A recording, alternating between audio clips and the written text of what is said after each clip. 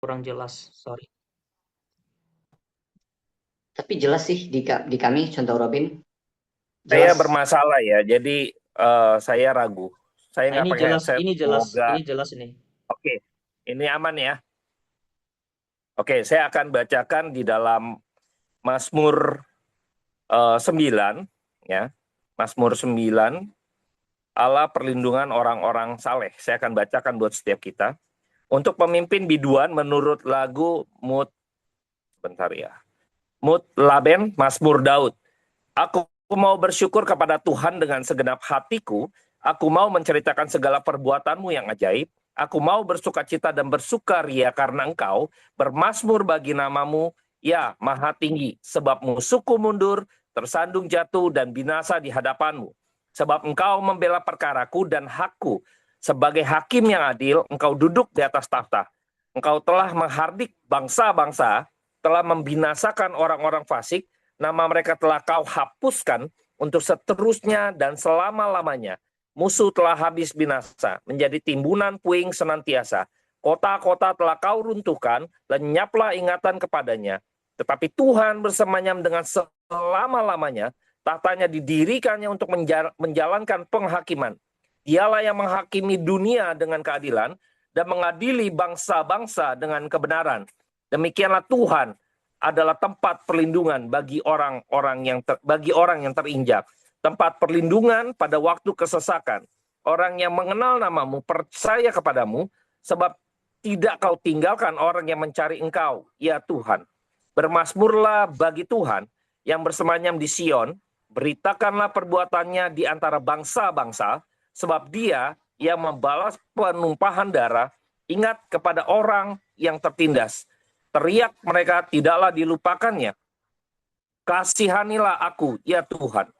Lihatlah sengsaraku disebabkan oleh orang-orang yang membenci aku. Ya, engkau yang mengangkat aku dari pintu gerbang maut, supaya aku menceritakan segala perbuatanmu yang terpuji, dan bersorak-sorak di pintu gerbang Putri Sion, karena keselamatan yang daripadamu. Bangsa-bangsa terbenam dalam pelubang yang dibuatnya. Kakinya tertangkap dalam jaring yang dipasangnya sendiri. Tuhan telah memperkenalkan dirinya. Ia menjalankan penghakiman. Orang fasik terjerat dalam perbuatan tangannya sendiri. Higayon. Orang-orang fasik akan kembali ke dunia orang mati. Ya, segala bangsa yang melupakan Allah, sebab bukan untuk seterusnya orang miskin dilupakan, bukan untuk selamanya hilang harapan orang sengsara. Bangkitlah, Tuhan, janganlah manusia merajalela. Biarlah bangsa-bangsa dihakimi di hadapanmu. Biarlah mereka menjadi takut, ya Tuhan, sehingga bangsa-bangsa itu mengakui bahwa mereka manusia saja. Oke. Mazmur 9 ini sebenarnya berkaitan dengan Mazmur 10 ya. Jadi satu kesatuan di dalam jenis Mazmur 9 ini boleh dikatakan sesuatu yang terukir atau berharga. Karena kalau sesuatu yang terukir tuh sebenarnya seperti prasasti gitu ya. Prasasti jadi yang bisa mengingat bagi kita ada satu monumen atau momentum yang kita ingat gitu ya. Dan ini sesuatu yang berharga. Nah, tipe Mazmur 9 ini tipenya kira-kira demikian ya.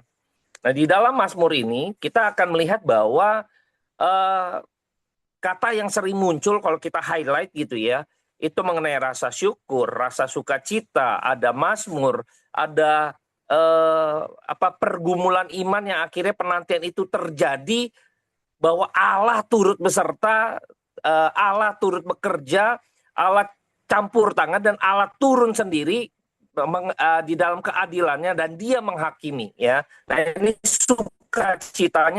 sukacita yang di dalam perjalanan iman seseorang ya, khususnya di dalam Mazmur Daud. Di dalam penafsiran buku tafsiran ini seringkali dikaitkan dengan dua peristiwa mengenai Daud versus Goliat, dan satu lagi itu di dalam 1 Samuel 17, dan juga dikaitkan dengan peristiwa Daud dan Nabal ya. Nah, nanti Matthew Henry nggak setuju dengan tafsiran ini, tetapi saya juga bukannya saya agree juga, dan bukan juga nanti saya akan sedikit singgung karena saya akan membawa kepada satu narasi nuansanya saja gitu ya dari dua peristiwa itu ya. Nah, ketika kita lihat bahwa ada satu pergeseran sebenarnya di dalam pergumulan yang sifatnya pribadi, rasa syukur dan sukacita yang diwujudkan dalam pujian, mazmuran, itu rasa syukur yang tadinya personal, terus akan bukan bertransformasi ya, mempengaruhi ya, mempengaruhi. Jadi terjadi pergeseran dari pribadi terus kepada ajakan kepada bangsa-bangsa ya. Ajakan kepada bangsa-bangsa, kepada sesuatu yang sifatnya komunal.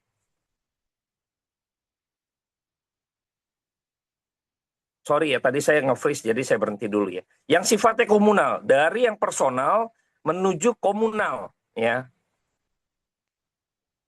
Saya pindah ke ini dulu ya.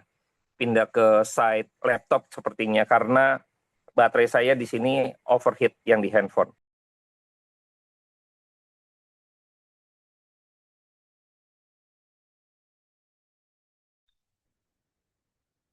Oke, suara saya terdengar ya? Aman ya? Oke, saya lanjut ke slide ini ya. Nah, ketika kita melihat bahwa pergeseran ini terjadi di dalam Mazmur ini, terlihat dari ayat yang pertama bicara aku mau bersukacita, ya bersyukur kepada Tuhan. Lalu di ayat yang ke-12 bermasmurlah bagi Tuhan. Ini seolah-olah mengajak ya undangan kepada eh, khalayak yang lebih ramai, yang lebih banyak ya bangsa secara komunal ya ini terjadi pergeseran. Mengapa demikian? Kalau kita lihat di dalam kesaksian pribadi orang itu kalau dia mengalami satu pengalaman di dalam perjalanan imannya, dia akan mengalami satu pergumulan dan pengenalan yang lebih baik. Sehingga ketika dia bersuka cita, ketika dia bersyukur, ketika dia bermazmur, dia akan terus makin menyaksikan pengenalan dia terhadap Tuhan. Nah, ini yang mempengaruhi seseorang akhirnya secara komunal mampu mempengaruhi orang lain. Ya, harusnya kesaksian kita pun lahir, rasa syukur kita pun lahir, mazmur kita pun lahir dari perjalanan pergumulan iman kita di hadapan Tuhan. Saya angkat satu cerita ya, anggap Jono dan Joni lah ya. Jono orang kampung, Joni orang kota lah ya. Dua-duanya makan ikan steam yang sangat nikmat ya. Lalu ketika mereka makan, si Joni mengucap syukur, "Wih, ini saya bisa dapat kesempatan makan ikan seenak ini di steam ya, di restoran terkemuka." Rasa syukurnya dia luar biasa, enak sekali. Bersyukur dalam hidupnya bisa menikmati ikan steam seperti ini. Si Jono orang kampung. Dia juga bersyukur bisa makan ikan steam yang dibuat oleh ibunya. Tapi rasa syukurnya si Jono memiliki kadar yang berbeda. Kenapa? Karena sebelum dia menikmati ikan itu, dia dengan ayahnya harus pergi mancing untuk apa ya, berlayar gitu ya ke laut untuk menangkap ikan. Waktu ikan sudah ditangkap, maka dia bawa pulang menghadapi gelombang dan lain sebagainya, menanti waktu mengambil ikan, memancing, menunggu dan lain sebagainya, pulang lalu dimasak melihat ibunya bagaimana berjuang membersihkan ikan dan sebagainya, menyiapkan bumbu dan lain sebagainya. Akhirnya mereka sekeluarga makan.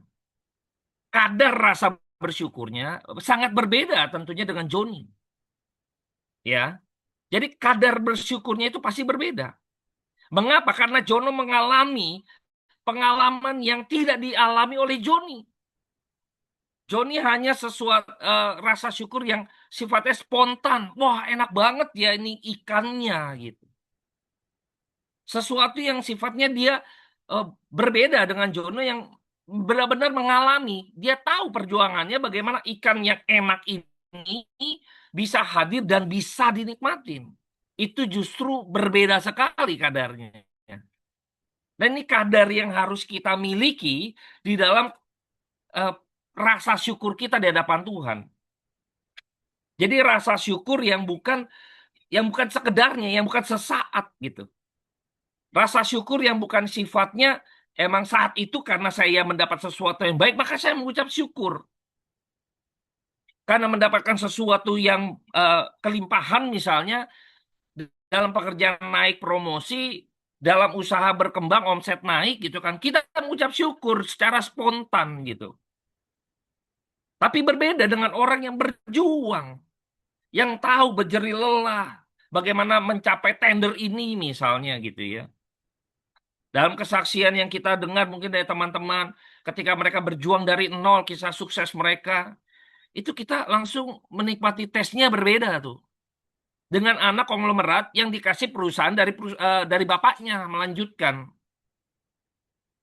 Itu tesnya berbeda sekali, tesnya berbeda, rasanya berbeda. Nah, ketika kita melihat bahwa di dalam Mazmur 9 ini, nggak heran ketika dikategorikan sebagai tipe Mazmur yang berharga, yang terukir, yang berukir. Artinya ada satu momentum yang harus terus diingat. Kalau kita tadi baca bagaimana pengalaman pribadi seseorang dalam perjalanan lika-liku hidupnya mereka gitu ya, kita akan melihat bahwa bagaimana sesungguhnya mereka ini adalah pribadi-pribadi yang di dalam perjalanan iman mereka mengalami Tuhan. Jadi yang tidak sekedarnya rasa syukur itu muncul, tidak sekedarnya rasa sukacita itu muncul. Bisa aja kita memiliki rasa syukur sukacita yang misalnya tiba-tiba dapat jackpot gitu kan. Wah, dapat nih hadiah gitu kan. Kita bersyukur segala macam. Bisa gitu loh. Saya ketika mendapat nilai KHS saya gitu ya. Saya bersyukur ya. Tapi bersyukur saya tesnya beda. Orang yang tahu perjuangan saya mungkin akan lihat bahwa wah gila sih. Kalau gue jadi lu, gue nggak tahu bisa nggak jalanin gitu ya. Lu harus ngurusin keluarga. Teman saya bersaksi ya di waktu kami dapat KHS segala macam. Dia bilang, eh, saya bukan membanggakan diri, tapi kesaksian dia memberikan konfirmasi bagi saya bahwa eh, saya bisa karena Tuhan. Saya bilang. Teman saya bilang, kalau gue jadi lu, gue nggak tahu gue sanggup atau enggak. Lu harus ngurusin keluarga, lu harus ngurusin kerjaan untuk nafkahin keluarga, anak lu juga kuliah. Terus lu kuliah dengan beban studi yang ada. Wah, gila sih. Karena teman saya single. Ya. Kalau dia katanya, kalau gue mungkin wajar. Karena dia nggak ada variabel seperti saya katanya. Jadi wajar. Kalau saya mendapat sesuatu yang baik gitu kan dalam nilainya terjaga, mungkin dia juga nggak gimana ya. Bukan dia nggak effort. Enggak. Kalau dibanding kamu gitu ya. Dia ngelihat, waduh gila sih. Gue nggak tahu gue bisa atau enggak. Kalau gue di posisi lu. Nah, ini yang saya lihat bahwa iya ya, saya bisa sampai sejauh ini. Saya percaya Tuhan gitu loh. Tuhan yang punya rencana. Saya harus mengalami sesuatu, saya sedikit bersaksi ya. Saya harus mengalami sesuatu yang 1 tahun yang lalu itu saya harus mengalami pemutusan hubungan kerja yang sepihak gitu ya. Yang saya merasa katakanlah eh, mereka mencurangi saya gitu ya. Saya tidak tahu dan sebagainya. Akhirnya mereka juga tidak mau bertanggung jawab dengan yang seharusnya. Tapi saya pikir abaikan saja karena ada hati nurani saya yang harus saya mengatakan terima saja, tinggalkan. Terima saja, tinggalkan. Kira-kira demikian. Saya sudah pernah bersaksi tahun yang lalu. Jadi saya pikir ya sudah saya jalankan saja. Kalau sampai di titik ini, saya berpikir ulang. Seandainya saja saya tidak keluar atau masih di sana, mungkin studi saya nggak sampai bisa sejauh ini dan dengan nilai yang cukup baik. Mungkin ya. Jadi kita harus ngelihat gitu bahwa oh iya ya, segala sesuatu Tuhan sudah rancang, sudah Tuhan berikan. Nah, pergumulan iman ini yang akhirnya di dalam kita mengalami Tuhan seperti ini, maka rasa syukur kita dapat mempengaruhi orang lain bisa mengenal Tuhan. Kan ini rasa syukur yang mengenal gitu loh. Lahir dari mengenal lewat peristiwa-peristiwa kecil yang akhirnya dia bisa mengalami Kristus berbeda gitu loh. Jadi waktu dia bersaksi, bersuka cita, menaikkan syukurnya, itu berbeda gitu. Tesnya beda pasti. Jono ketika makan ikan steam itu, waktu dia bertemu ke orang-orang, beda pasti. Wah gila ikan sim ini enak. Lu tau gak lu? Gue waktu dapetin ikan ini, gue pergi sama bapak gue. Pergi cari ikan. Waduh, udah hujan gelombang tinggi. Waduh, susah setengah mati. Ikannya seger. Karena ikan hidup gitu kan. Ikannya bergerak gitu. Orang yang makhluk yang bergerak itu kan berarti kan sesuatu badannya segar gitu loh. Wah gila itu perjuangannya.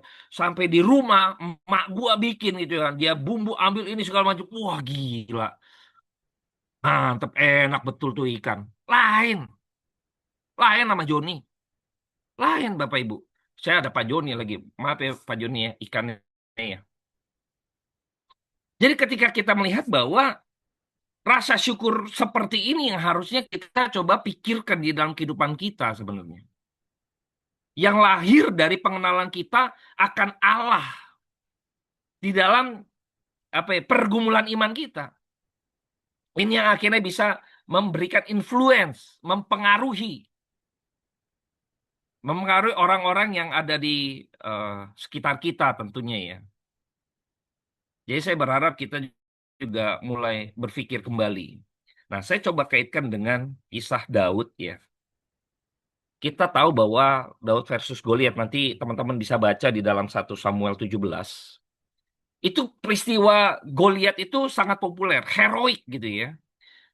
Di situ ada nuansa ketika bangsa Israel, dalam hal ini pasukan tentaranya si Saul, ketika menghadapi bangsa Filistin, ketika mereka diremehkan, ketika mereka direndahkan, ketika mereka sepertinya juga kecut gitu ya, nggak berani menghadapi karena ada satu sosok yang begitu besar di hadapan dia, yaitu Goliat, dengan segala kehebatannya, dengan segala armadanya, armornya gitu ya, baju jirahnya, spek badannya, tingginya, itu mereka ngeri sekali.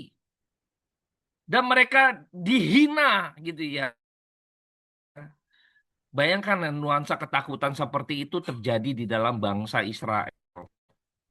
Ya, nuansa ini nuansa yang, aduh, saat itu juga mereka juga bingung. Gue lawan pasti mati, nggak ada yang berani maju. Sosok Daud muncul. Sosok Daud muncul dan melihat itu. Singkatnya, Daud bilang gitu ya, ngajukan proposal lah kepada Saul.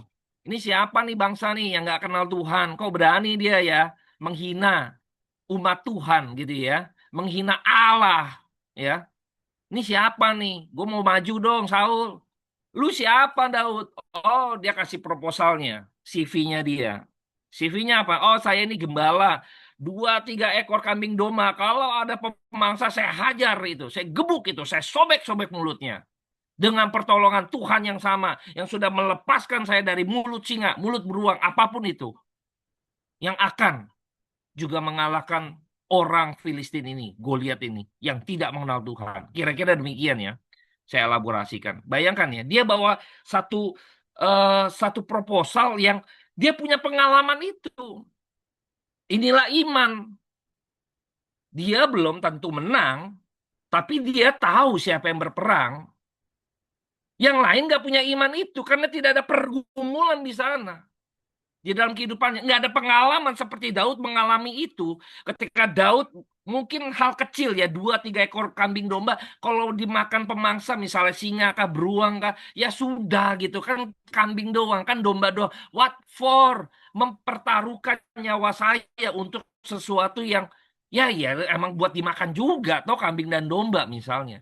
Tapi bukan permasalahan itu kan, permasalahan tanggung jawabnya, tanggung jawabnya. Nah, saya lihat bahwa perkara kan di dalam Alkitab juga mengatakan bahwa setiap perkara kecil Tuhan kasih perkara besar.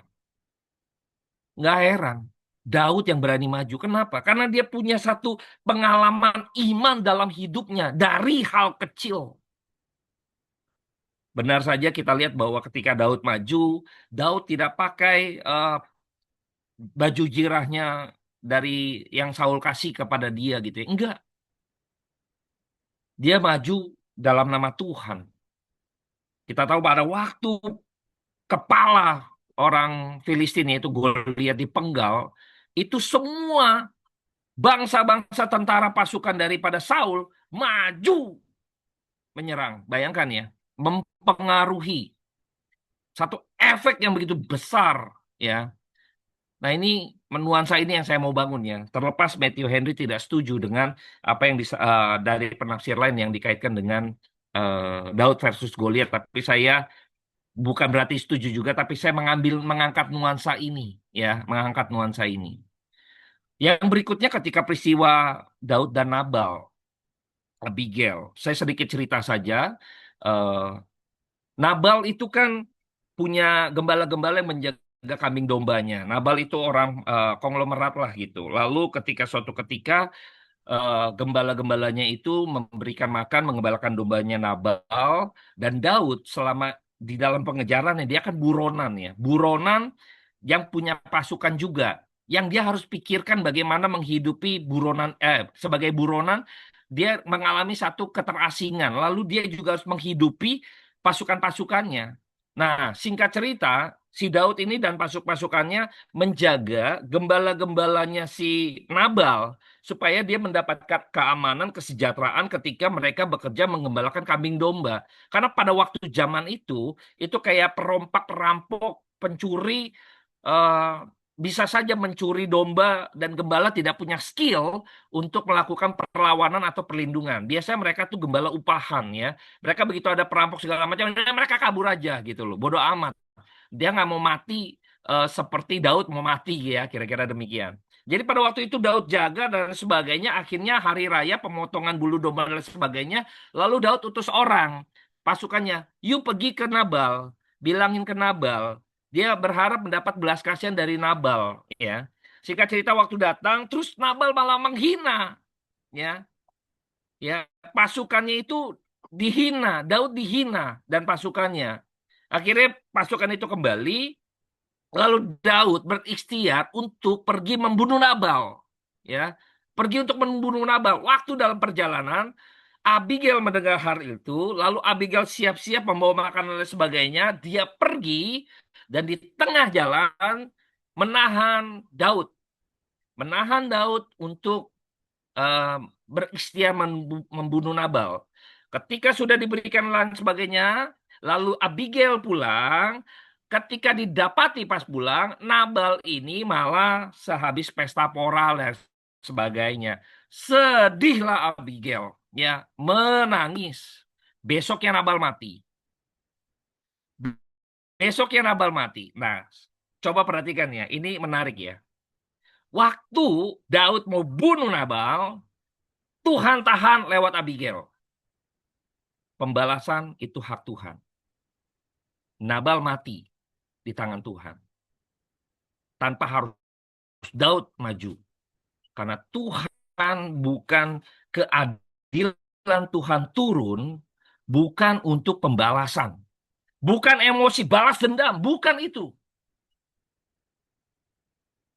Ketika Tuhan bekerja, menghancurkan musuh, menginjak-injak musuh, bukan di dalam suasana emosi balas dendam. Tapi mau menegakkan keadilan Tuhan. Sayalah Tuhannya. Nabal menghina Daud, orangnya Tuhan. Orang Filistin, Goliat, menghina umat Tuhan. Tuhan yang pukul kala orang Filistin. Ya, ini ada gambaran ya, gambaran yang cukup menarik. Waktu Daud dan Goliat, Daud maju berperang dan mengalahkan Goliat. Waktu peristiwa Nabal, kita melihat bahwa Daud ditahan. Ya, Daud ditahan. Ada hal-hal yang saya pikir saya mendapati bahwa ada kalanya ketika Tuhan menahan kita karena pembalasan bukan haknya Tuhan. Ada kalanya kita disuruh maju gitu ya. Karena Tuhan pengen lakukan sesuatu dalam diri kita. Ya. Ini jangan sampai terkecoh kita maju gara-gara kita mau balas dendam Bapak Ibu ya. Yang seringkali kan kita gitu ya. Kita maju gara-gara mau balas dendam. Nah, ini emosi ini yang harus benar-benar dijaga Bapak Ibu ya. Harus benar-benar dijaga. Jadi waktu Daud berperang melawan Goliat itu emosi Tuhan yang kudus karena dihina. Daud punya emosi yang itu. Karena dia bilang, ini bangsa siapa nih yang nggak bersunat berani menghina Allah, ya, Yahweh. Nah ini kan Tuhan, kemarahan Tuhan sebenarnya. Dan Daud mengerti emosinya Tuhan gitu loh. Tuhan nggak bisa begitu. Engkau pikir Tuhan bisa dihina, maka dia maju. Bukan so jago, bukan untuk balas dendam. Bukan untuk show off, tidak. Mau menunjukkan bahwa Tuhanlah Allah yang hidup, Allah yang di atas segala raja gitu ya. Nah ini jangan sampai kebalik ya. Seringkali kita turut mau bergerak gitu kan karena emosi kita ya. Hati-hati, jangan sampai akhirnya rasa syukur kita, kesukacitaan kita tuh ada nuansa emosi balas dendam. Misalnya, wah syukurin lu gitu kan, dulu sih kompetitor gua begini-giniin gua, sekarang ya kan gua hajar, gua punya modal, gua suntik dana investor, gua banting harga dia sampai dia bangkrut. Nah ini emosi kita ya dalam misalnya dagang gitu kan. Waduh itu emosi sesaat Bapak Ibu. Seringkali kita gitu, banting-bantingan harga. Wah, gue udah dapat modal. Dulu gue keluar dari perusahaan dia, dihina-hina gitu kan. Sekarang gue ada perusahaan yang berani suntik dana besar-besaran. Gue gebuk harga dia sampai dia mati. Begitu dia tutup, begitu dia kolaps, kita seneng. Ini bukan begitu ya nuansanya ya. Nah, ini nuansanya adalah kita akan melihat dari dua peristiwa ini, kita akan melihat ya kepiawaian eh, apa ya, kepekaan Daud ya, kepekaan Daud dan harap ada kepekaan di dalam diri kita juga. Sehingga rasa syukur yang hadir, sukacita yang hadir, mazmur yang hadir bukan karena lahir dari kita ingin menindas orang lain dan kita senang ketika musuh kita dikalahkan dalam arti karena saya balas dendam. Ini waktunya saya. Nah, ini tentu nggak berkenan di hadapan Tuhan. Yang perlu kita hati-hati. Saya pikir di dalam perjalanan hidup kita juga kita perlu mencari sesuatu yang kecil yang bisa kita nikmati dalam pergumulan iman sehingga kita terus boleh ingat hal-hal yang sudah Tuhan kerjakan, ya, yang sudah Tuhan kerjakan di masa lalu dan yang saat ini kita bergumul kayaknya menanti-nanti Tuhan kok kayaknya belum bekerja. Tuhan kok saat ini kayaknya belum ada jalan. Kok saya mengalami satu kebuntuan atau stuck gitu kan. Tuhan sebenarnya maunya apa gitu ya. Tetaplah kita memiliki iman dengan cara mengingat masa lalu yang Tuhan sudah kerjakan dalam hidup kita. Itu yang memberikan kita satu pergumulan iman yang makin kuat. Terus berpegang pada Tuhan. Nggak mudah ya. Tadi ada kesaksian Musa Felix, jemaat, salah satu jemaat. Saya juga kenal, siapa tahu. Siapa dia saya tahu gitu ya. Nggak mudah Bapak Ibu. Dalam pergumulan dia. Di dalam segala tantangan yang harus dia jalankan. Anaknya juga studi gitu kan. Nggak mudah. Saya juga ngalamin. Pak Yakub juga lebih banyak lagi. Anaknya 5. Saya baru 3 gitu ya. Udah ketahuan bagaimana bergumulnya. Nggak mudah. Ya kan, kerjaan lagi susah, ekonomi lagi lemah, bayangkan ya, daya beli susah, saingan makin berat, banyak yang dagang daripada yang beli. Bayangkan ya, nggak mudah. Disitulah ada pergumulan iman. Gimana supaya kita kuat? Remind, mengingat kembali. Makanya di awal saya katakan Mazmur ini tipe seperti prasasti, sesuatu yang berharga, diingat ya, diingat untuk mengingat kembali apa yang Tuhan sudah pernah kerjakan dan Dia akan mengerjakan sesuatu yang lebih besar yang saya nggak lihat. Itulah iman. See unseen, melihat yang tidak terlihat.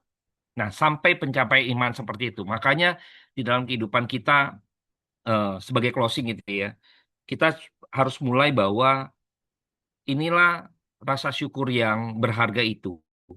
Ketika kita bisa melihat yang Tuhan belum kerjakan, yang Tuhan akan kerjakan. Ini sesuatu yang intangible things, artinya sesuatu yang nggak kelihatan. Yang Tuhan akan kerjakan, yang Tuhan belum kerjakan, ini sesuatu yang nggak kelihatan di dalam diri kita. Tapi kita harus berpegang bahwa Tuhan akan kerjakan sesuatu untuk kebaikan saya. Tuhan akan melakukan sesuatu seperti yang lalu-lalu yang Tuhan pernah kerjakan. Dan ada hal yang besar lagi yang Tuhan mau nyatakan. Tapi saya belum tahu. Tapi saya mau lihat itu. Nah ini lahir dari pergumulan iman. Semakin kita mengenal Allah gitu ya. Semakin nanti rasa syukur itu akan terkuak sesuatu yang tadi yang di awal cerita Jono Joni tadi ya, akan melihat sesuatu yang limpah akan mempengaruhi orang lain. Bagaimana kesaksian saya ini hadir di tengah-tengah setiap orang yang mendengar, akhirnya dia bisa melihat pengenalan saya akan Allah seperti apa. Disitulah nama Tuhan dimuliakan. Mari kita berdoa. Saya tutup pada pagi hari ini untuk rasa syukur kita, agar kita benar-benar memiliki rasa syukur dari pengenalan dan pergumulan iman kita di hadapan Tuhan. Bapa dalam surga, hamba-Mu terbatas dalam setiap ucapan, pemikiran, dalam setiap apa yang hamba-Mu sampaikan. Hamba bersyukur karena hari ini Tuhan hadirkan Mazmur 9 bagi kami sebagai Mazmur yang layak untuk kami ingat, yang begitu berharga untuk kami bisa pegang, untuk kami bisa menikmati rasa syukur dan melahirkan rasa syukur dengan bobot dan kadar yang berbeda, yaitu dari pengenalan akan Allah dalam perjalanan iman kami, dan pergumulan kami hari lepas hari, melihat apa yang tidak terlihat, yang Tuhan akan Kau kerjakan bagi kami. Terima kasih Bapa, kami mengucap syukur untuk kebenaran firman Tuhan yang mau hadir pagi hari buat kami. Terpujilah nama Tuhan, kekal selama-lamanya sampai selama-lamanya. Amin.